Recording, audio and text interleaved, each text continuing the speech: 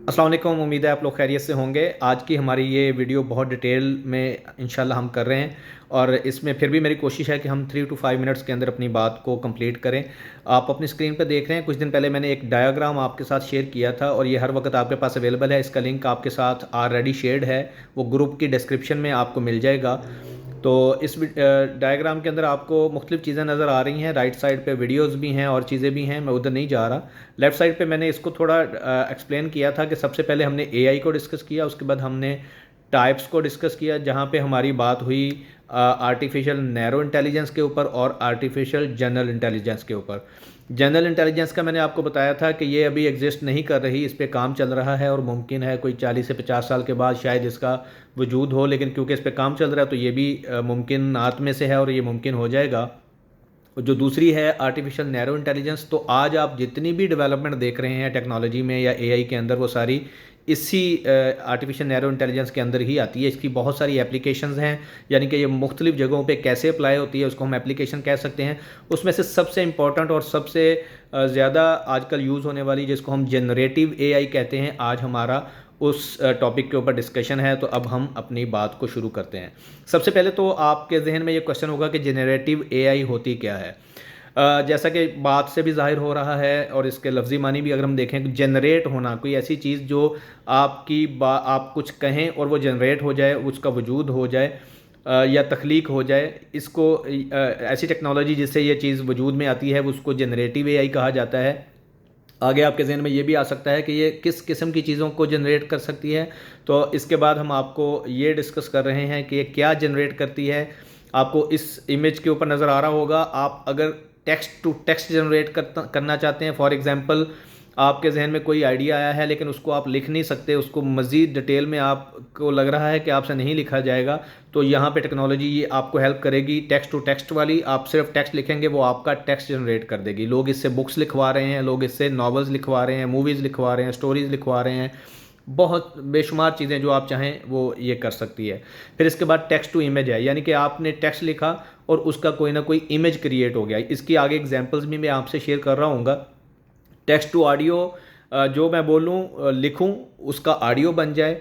आपको बल्कि मैं ये कहूँगा कि आप मेरी इस वीडियो के बाद थोड़ा ऊपर जाइएगा तो आपको ग्रुप के अंदर बहुत सारी चीज़ें मिलेंगी जिसमें मैंने ये टेक्नोलॉजी यूज़ की हुई है, और ये मैं इतने दिनों से यूज़ इसलिए कर रहा था कि आपको अनइंटेंशनली या इंटेंशनली इन चीज़ों का आइडिया होना शुरू हो जाए। जब मैं रेफ़र करूँ अपनी किसी वीडियो के अंदर और मैं बताऊँ कि ये वो वीडियो जो थी वो इस तरह बनी थी, तो आपको अंदाज़ा हो कि ये क्या क्या कुछ कर सकती है। तो इसके बाद ये टेक्स्ट टू वीडियो बना सकती है। इसके बाद ये टेक्स्ट टू प्रेजेंटेशन बना सकती है। जो ऑफिस में लोग काम करते हैं उनके प्रेजेंटेशन जो वो 2 दिन में बनाते थे वो 5 मिनट में मुमकिन है। और इसके बाद बेशुमार और इसकी एप्लीकेशंस हैं जो आप रूटीन लाइफ में इसको अप्लाई कर सकते हैं। अब सबसे पहले मैं छोटी सी एग्जांपल देता हूँ। टेक्स्ट टू टेक्स्ट जनरेशन अगर हम बात करें तो इसके बहुत सारे टूल्स हैं। आगे मैं उसका एग्जांपल भी देता हूँ कौन कौन सा टूल आप यूज़ कर सकते हैं।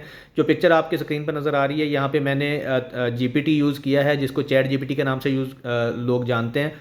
और मैंने इसको सिर्फ ये लिखा कि right 100 words poem for 6 years old kid. ये जो मैंने इसको कमांड दी है, ये जो मैंने इसको लिखा है इंग्लिश में, इसको प्रॉम्प्ट कहते हैं। और इसने आगे मेरी रिक्वायरमेंट के मुताबिक उसका रिजल्ट्स जनरेट कर दिए हैं। तो आप इस तरह बेशुमार चीज़ें कर सकते हैं।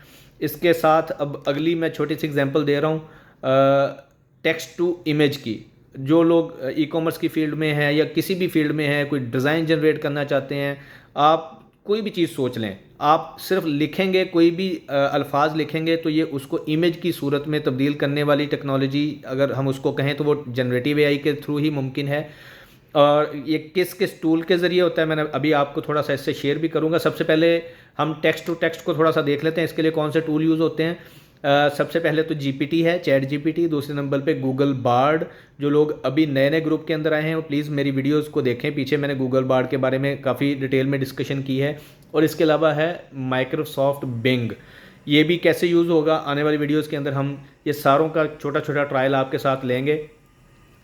अगर आपने टेक्स्ट टू इमेज जनरेट करना है तो सबसे पहले है मिड जर्नी। जो अभी मैंने आपको इमेज दिखाया जहाँ पे एक प्रोडक्ट डिज़ाइन हुई थी वो मिड जर्नी के थ्रू बना था। इसके बाद डाल ई टू, ये भी चैट जीपीटी की जो कंपनी है ओपन एआई, ये उसने डेवलप किया हुआ है। और उसके बाद फ्री टूल है माइक्रोसॉफ्ट बिंग, ये भी फ्री एक लिमिटेड टाइम के लिए अवेलेबल है, इसके बाद इससे भी वो पैसे चार्ज करते हैं आपको।